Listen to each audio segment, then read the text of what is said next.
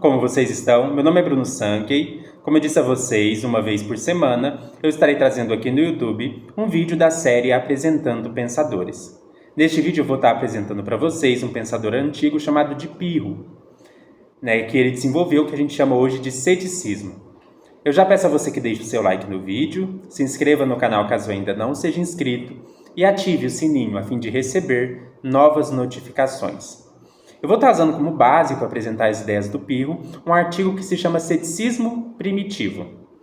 O Pirro, ele não deixou basicamente textos escritos, só tem um poema que ele deixou escrito, então a gente sabe do que ele pensava a partir de textos de seus discípulos. No entanto, eu vou usar aqui alguns textos, por exemplo, do Timon, que é um discípulo dele, algumas coisas que aparecem no Enesidemo também, usando de referência o artigo que eu falei para vocês. O Timon, ele diz assim que quando a gente vai fazer uma investigação filosófica, existem 3 questões que são fundamentais. A primeira questão é: que são as coisas em si mesmas? A segunda questão é: que disposições devemos ter em relação a elas? E a terceira pergunta é: o que resulta dessas disposições? Então, digamos assim que essas são as 3 questões principais com a qual o cético está lidando. As questões que o Pirro lidava. Então, as questões que teriam preocupado o Pirro foram: o que são as coisas em si mesmas? Então, o que é a coisa nela mesma? Não a coisa que aparece para mim ou como aparece para mim, mas a coisa como ela é em si mesma. Aqui a gente vai fazer uma distinção entre fenômeno, ou seja, a coisa como ela aparece para mim, e realidade, a coisa como ela é em si mesma. O fenômeno, a gente sabe que as coisas aparecem para nós de uma dada maneira. A questão é: será que o jeito que as coisas aparecem para nós corresponde ao que elas são em si mesmas? Ou o que elas são em si mesmas? Essa é uma pergunta que o cético se faz. Outra pergunta, quais disposições devemos ter em relação às coisas? Eu entendo o que é a coisa em si mesma. E aí, qual disposição, que estado eu devo ter diante dessas coisas? E terceiro, o que vai resultar dessas disposições? A resposta cética em relação a essas 3 perguntas é o que a gente vai chamar depois na filosofia de epoké. A palavra grega epoké significa suspensão de juízo. É uma palavra hoje, por exemplo, muito empregada na fenomenologia e é uma expressão que significa suspensão de juízo. O que é suspender um juízo? Suspender um juízo significa nem afirmar, nem negar a verdade desse juízo. Portanto, suspender um juízo é suspender o seu assentimento a esse juízo, tanto no sentido de julgá-lo como sendo falso, tanto no sentido de julgá-lo como sendo verdadeiro. O cético, ele opera em relação a essas questões que eu trouxe, uma suspensão do juízo. Isto é, ele nem afirma, nem nega uma opinião a respeito dessas questões. De acordo com o cético, sensações e juízos se baseiam em coisas incertas, de modo que não podemos confiar neles. Ou seja, não podemos confiar nas nossas sensações, nem nos nossos juízos ou na nossa razão. Tanto os dados sensíveis quanto aquilo que eu tento usar ou conhecer por meio da razão é incerto. E, portanto, a melhor decisão diante dessas questões é permanecer sem opinião, ou seja, suspender o juízo. De acordo com o cético, sempre podem ser invocados argumentos de força igual a favor ou contra cada opinião. Isso significa que se eu tenho uma dada opinião, de exemplo, vamos supor que eu tenho a opinião Deus existe. E aí eu apresento argumentos a favor da existência de Deus. No entanto, para cada argumento que eu apresento a favor da existência de Deus, eu também posso pensar argumentos contrários à existência de Deus, de modo que se eu colocar do lado da balança os argumentos a favor da existência de Deus e do outro lado da balança os argumentos contra a existência de Deus, digamos assim que a balança ela vai pesar igual para os 2 lados. Claro, se eu considerar os melhores argumentos para cada lado. Eu acho que vocês já tiveram essa experiência, principalmente quem estuda na filosofia. Quando a gente estuda filosofia, a gente vai encontrando várias posições sobre um assunto. Então, sei lá, a gente vai estudar epistemologia. Aí tem lá externalismo, internalismo, fundacionalismo, tem várias posições. E quando você vai pegando as posições, você vai analisando os argumentos de cada um e você vai pesando os argumentos e você olha assim, nossa, tem muitos argumentos bons para esse lado, mas também tem muitos argumentos bons para essa outra posição. Essa é uma experiência muito comum de quem estuda filosofia, que é você estudar os argumentos de uma posição e falar, nossa, muito convincente. Aí você vai lá e estuda os argumentos da opinião contrária e você chega à conclusão, também muito convincente.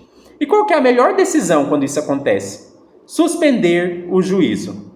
Então, algumas expressões céticas são: eu não defino nada, nada é inteligível, nem sim, nem não.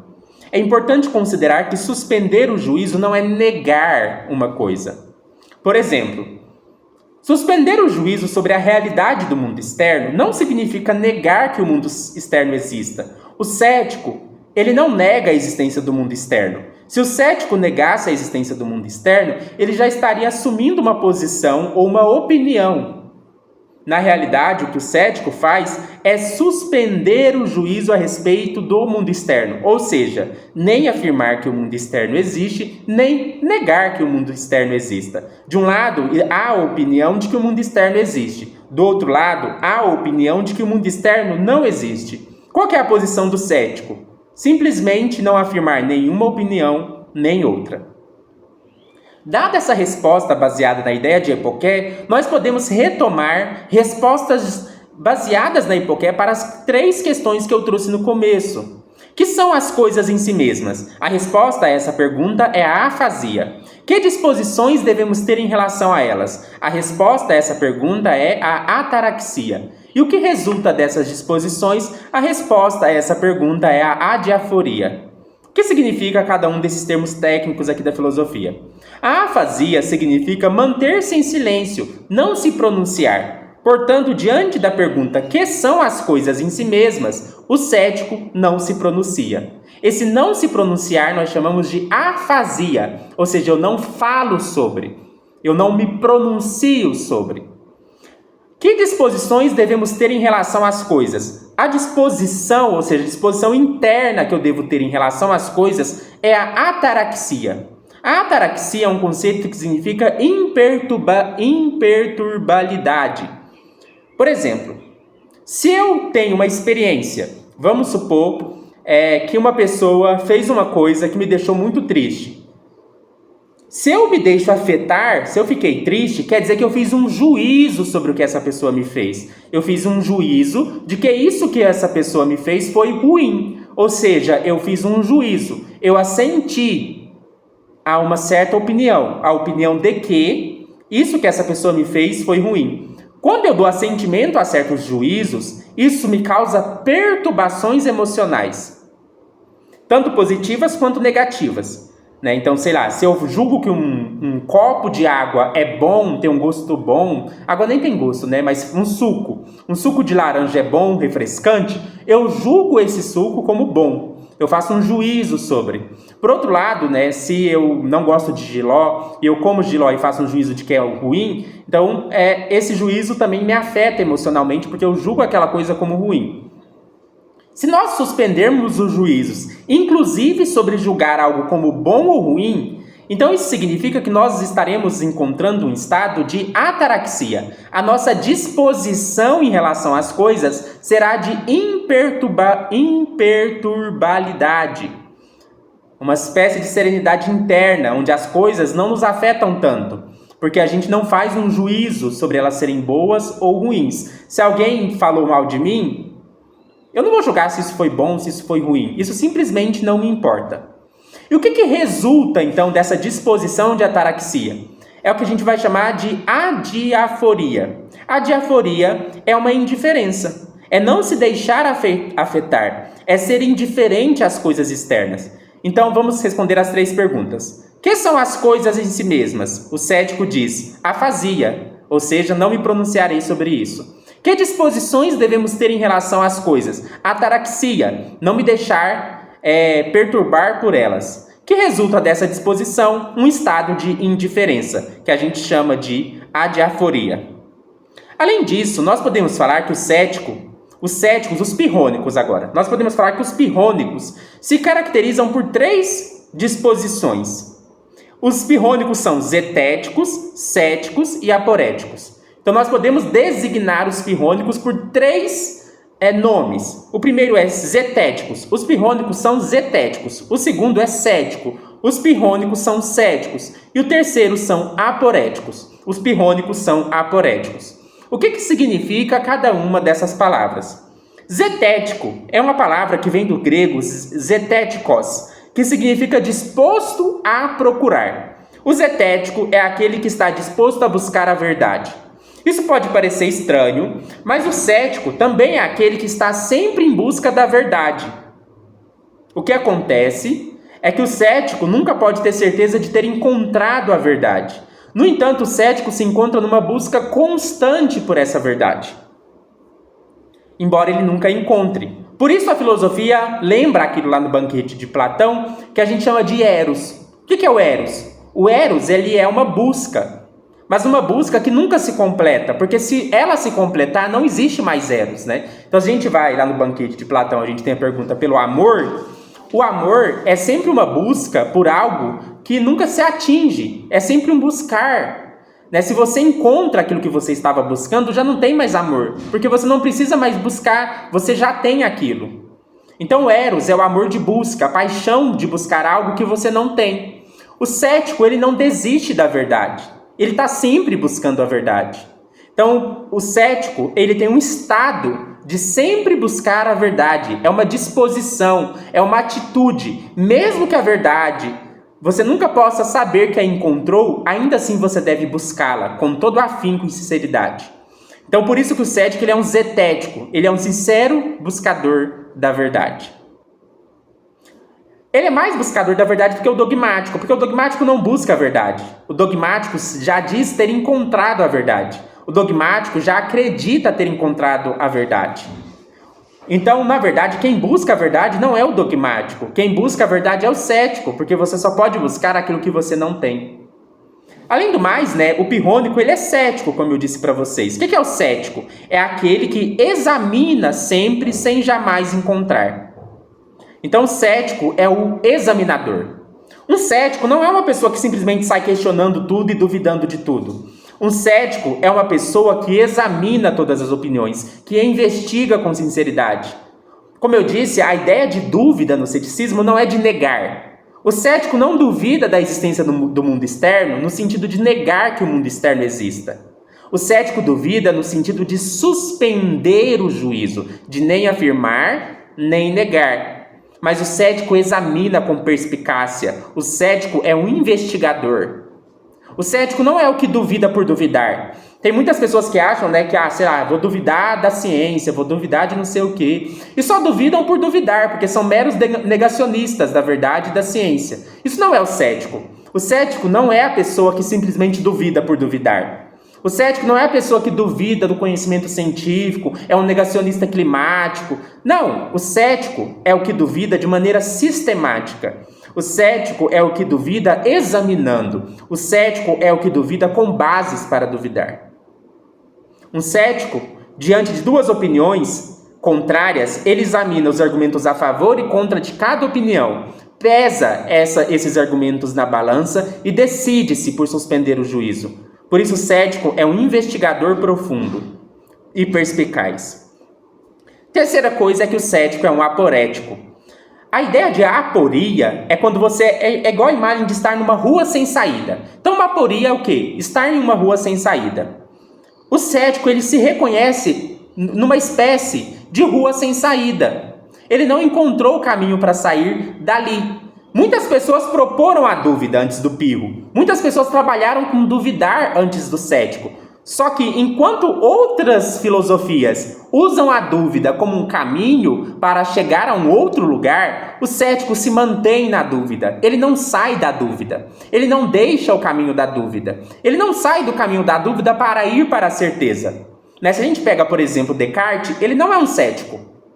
Porque o Descartes ele usou o ceticismo como uma ponte para o dogmatismo, para uma verdade. O cético não. O cético, quando ele está na dúvida e se mantém na dúvida. Por isso o cético é um aporético. Ele é um sempre incerto, não tendo encontrado a verdade. Ele se mantém na dúvida. Essa é a diferença do cético para outras filosofias anteriores.